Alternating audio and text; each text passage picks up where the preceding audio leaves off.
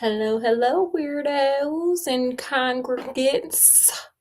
Welcome to Sunday Funday School. And let me start the congregation off with a thought.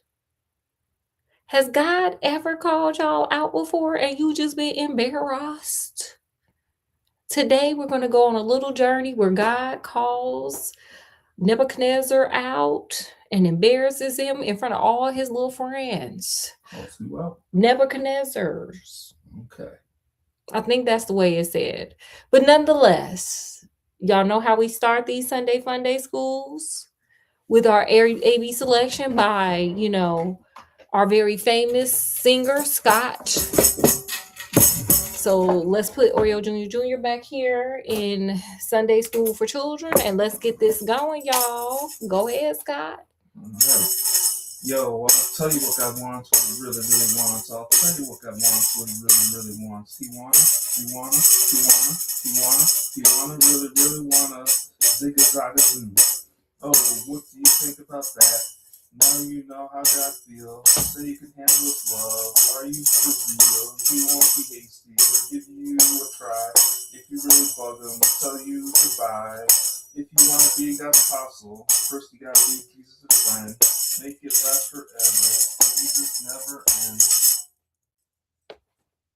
Thank you. Ooh. The woody whack. Yes. Had me speaking in tongues here. Okay, well, as we said earlier, we're going to go on a journey with Nebuchadnezzar and he's going to get called out by God, okay, through Daniel, in front of his friends, and he's going to be embarrassed. And then there's going to be a surprise ending. Y'all ready?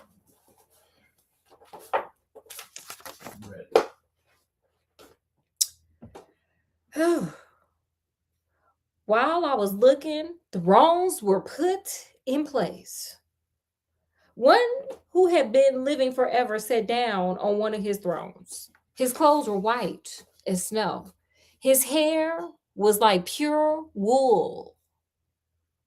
His throne, mounted on fiery wheels, was blazing with fire, and a stream of fire was pulling out from it. There were many thousands of people there to serve him, and millions of people stood before him. The court began its session, and the books were open. I think they talked about the end times, y'all.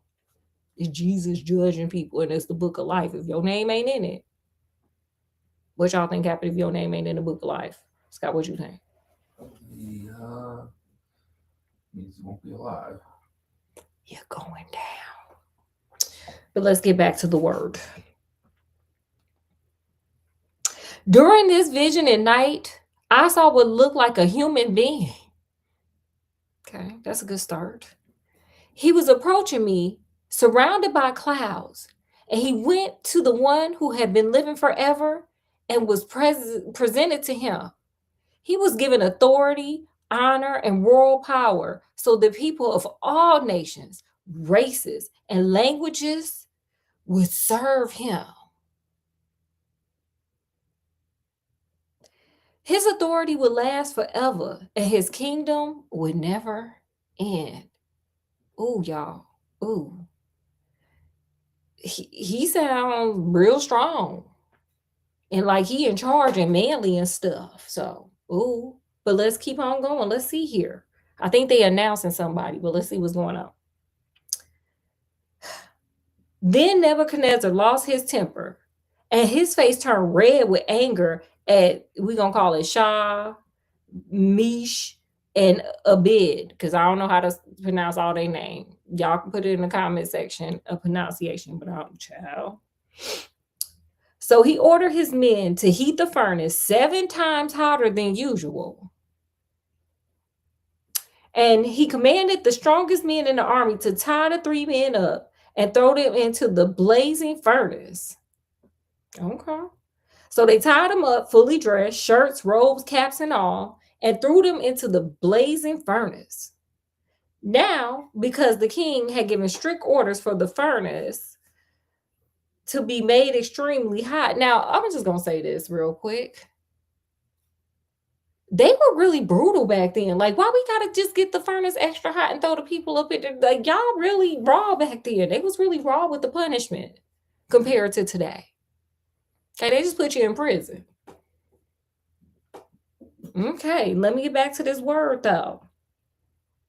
Okay. Now, because the king had given strict orders for the furnace to be made extremely hot, the flames burnt up the gods who or guards who took the men to the furnace. Why they getting punished? They ain't even do nothing.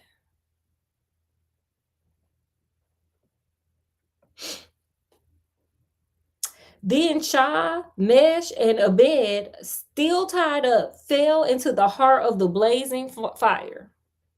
Suddenly, Nebuchadnezzar leapt to his feet in amazement. He asked the officials, "Didn't we tie 3 men up and throw them into the blazing furnace?" They said, "Yes, we did, Your Majesty." "Then why do I see 4 men walking about in the fire?" he asked. Maybe it's one of them guards that almost got burnt up and he's like, "Let me just go and circle around up in here." I'm already burnt up.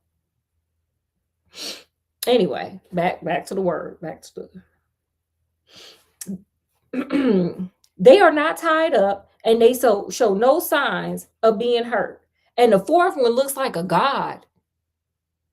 Mm, mm, mm. Okay. One night, King Belshazzar invited 1,000 noblemen to a great banquet and they drank wine together. Okay, hey. Oh, so we just They gonna explain what's going on. Let them cook. They cooking. They cooking. okay, literally. Okay, cooking. Yeah, they cooking people in there. Yeah, they cooking and drinking. While they were drinking, Belshazzar gave orders to bring in gold and silver cups and bowls, which his father Nebuchadnezzar, we talking about the son now, had carried off from the temple in Jerusalem. Oh, he was stealing, was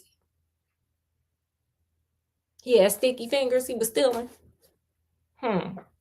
Let's see what else he done done. The king sent for them so that he, his noblemen, his wives, okay, got a few wives, and his concubines could drink out of them. Okay, he got a lot of women's. At once, the gold cups and bowls were brought in, and they all drank wine out of them and praised gods made of gold, silver, bronze, iron, wood, and stone. It's all the stuff. They praise. Okay, God can be in anything, I guess, is what they said. Suddenly, y'all ain't gonna believe this. Suddenly, a human hand appeared and began writing on the plaster wall of the palace. I guess it's like the Addams family. Remember one of the uncles? It was just a hand. It's like that, like the Addams family. Remember, it was just a little hand crawling around. So boom, instead of the hand crawling around, it started writing on the walls like it's 2 years old and scribbling with crayons.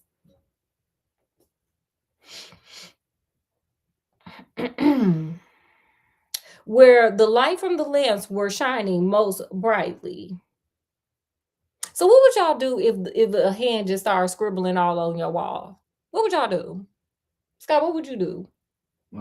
If a hand just appeared and it just started scribbling on the wall. Smack it away. Period. I would call 911. And the king saw the hand as it was writing. He turned pale and was so frightened that his knees began to shake. He shouted for someone to bring in the magicians, wizards, and astrologers. Call Miss Cleo. Somebody call Miss Cleo. Call Dionne Warwick and friends. Remember when she did the psychic? Dionne Warwick. Shout out to her. I like Dionne Warwick. But she was a psychic too, honey. Anyway, back to the word. So we got to call Miss Cleo and Dionne Warwick to decipher what this hand, this random hand, cousin It. Was it cousin It that was the hand?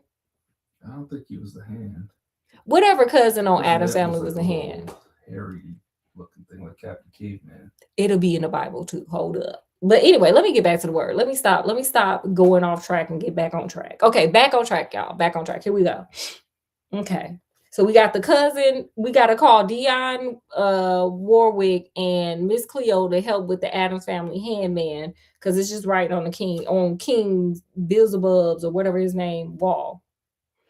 Anyway, he shouted for. Oh wait, when they came in, the king said to them, "Anyone who can read this writing and tell me what it means will be dressed in robes of royal purple, wear a gold chain of honor around his neck." Okay, period. Let's see what else he gonna give. And the third, and be the third in power of the kingdom. Ooh, ooh. I would take that. Would y'all take that? I would take that. I would take that. I would be like, oh, okay, I'll prophesize all this with their handwriting. Let's smack it away. Stop writing so I can read this. So I can be the third in power and get some robes and a chain. Purple robes. Like Prince. Mm.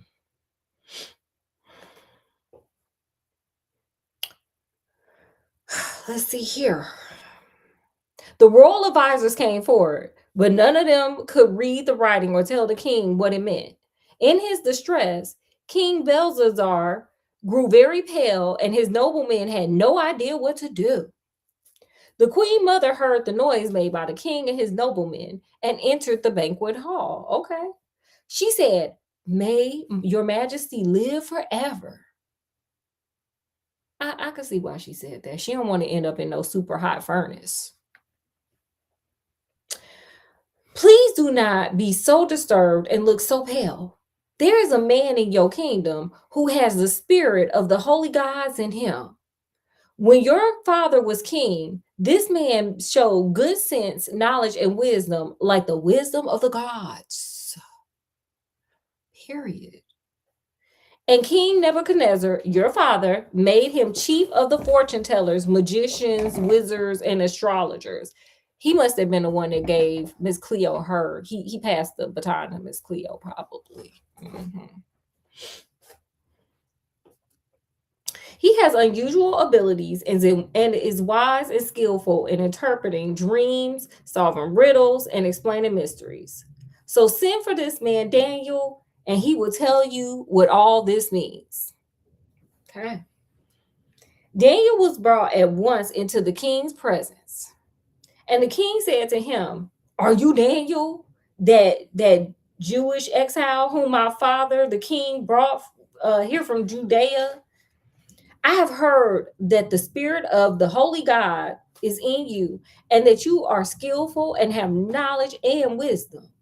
The advisors and magicians were brought in to read the writing and tell me what it means, but they have not discovered the meaning," because they can't read that, sir.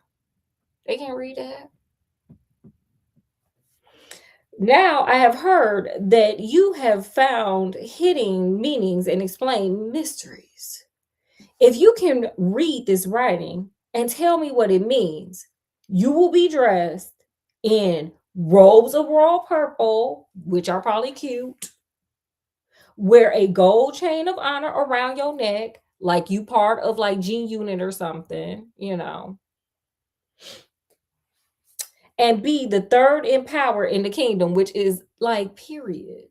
That's a good gig. And it's cute clothes. And you get a big old chain. So you know you part of something. Daniel replied, "Keep your gifts for yourself or give them to someone else." I guess he a little better than me, huh? I would still take it. Would y'all still take it or would y'all be like that? Because I would have still took it. "I will read for your majesty what has been written and tell you what it means." Y'all ready for what he read? I'm ready. Y'all ready for this man to be embarrassed, huh? It says the king ready. No, because he about to get dragged by God. Y'all ready for this man to get dragged by God? I don't think this is going to be good for Daniel. No one ever said that, the gig wasn't dangerous. They just said you get a chain, a purple robe, and to be third in power. Okay, let me tell y'all. Let me get to the word here. Let's get to the scripture. Y'all ready? Here we go. It's like a roller coaster ride. "The supreme God made your father Nebuchadnezzar a great king and gave him dignity and majesty. Okay. He was so great that people of all nations, races, and languages were afraid of him and trembled. Okay. Okay, he the king. If he wanted to unalive someone, he did. If he wanted to keep someone alive, he did. He honored or disgraced anyone he wanted to. Oh. But because he was proud, stubborn, and cruel, he was removed from his royal throne and lost his place of honor. Okay, your daddy, okay, wasn't about nothing, God said. And so he took everything away. He was driven away from human society and his mind became like that of an animal. Wonder what that looked like. Mm-hmm. Okay, girl. He lived with wild donkeys, ate grass like an ox, and slept in the open air with nothing to protect him from the dew. Finally, he admitted that the supreme God controls all human kingdoms and can give them to anyone he chooses. But you, his son, so he just dragged the father, and I guess he gonna drag the son. Here we go. Okay. But you, his son, have not fallen far from the tree. No, I'm kidding. Have not humbled yourself, even though you knew all this. You knew your daddy was dusty, and you just went on and been, you was just as dusty as he was, is what Daniel said God wrote on that wall. But let's keep going here. You acted against the Lord of heaven and brought in the cups and bowls taken from God's temple. Dang, y'all out here stealing from God. Ooh, honey. Ooh, hoo, hoo. You, your noblemen, your wives, and your concubines drank wine out of them and praised gods made of gold and silver, bronze, iron, wood, and some stone. No respect. Gods that cannot see or hear and that do not know anything. God said y'all guys is stupid, especially the stone ones. But you did not honor that God who determines whether you live or unalive and who controls everything you do. That is why God sent the hand to write these words. Period. Okay. Okay. This is what is written. Number, weight, divisions. Wait, how you know all the other stuff if it was just number, weight, divisions? Okay. And this is what it means. Number. God has numbered the days of your kingdom and brought it to an end. Weight. You have been weighted on the scales and found to be too light, period. God said he a lightweight. Okay. He said you and your daddy were lightweight. Therefore, you were dusty. Dusty is very lightweight. Divisions. Your kingdom is divided up and given to Medes and Persians. Period. Immediately, Belshazzar ordered his servants to dress Daniel in a robe of royal purple and hang a gold chain of honor around his neck, period. And they made him the third in power in the kingdom. Okay, he got what it didn't turn out as bad as we thought. Okay. That same night, Belshazzar, the king of Babylonia, was unalived.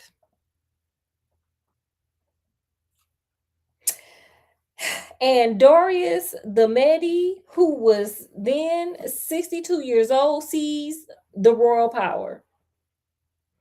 I told y'all punishment back then was kind of rough and tough, baby. They did not play. Okay, they said, "Oh well, God said that we taking over, so we taking over. You guys stuck out." Period. Okay. Okay. Well, We're gonna end it right there. All right. Okay. Um, you all know how we end this thing. We got two last things to go here. What stood out to you? Who would you speak to? Was there any lessons that popped out and illuminated to you from what we read? You guys put it in the comment section. Scott, you get the fun part of just speaking it out loud. All right. To the church. I would ask the hand, God's got a message for me. How come you can't write it in a language that I can read? That is a question. That is a question. I'm gonna stick with what I've been saying this whole time, because the punishment from the beginning to the end was crazy. The punishments back then were wild. Okay, they were wild. That's what I got. Punishment back then was crazy. All right.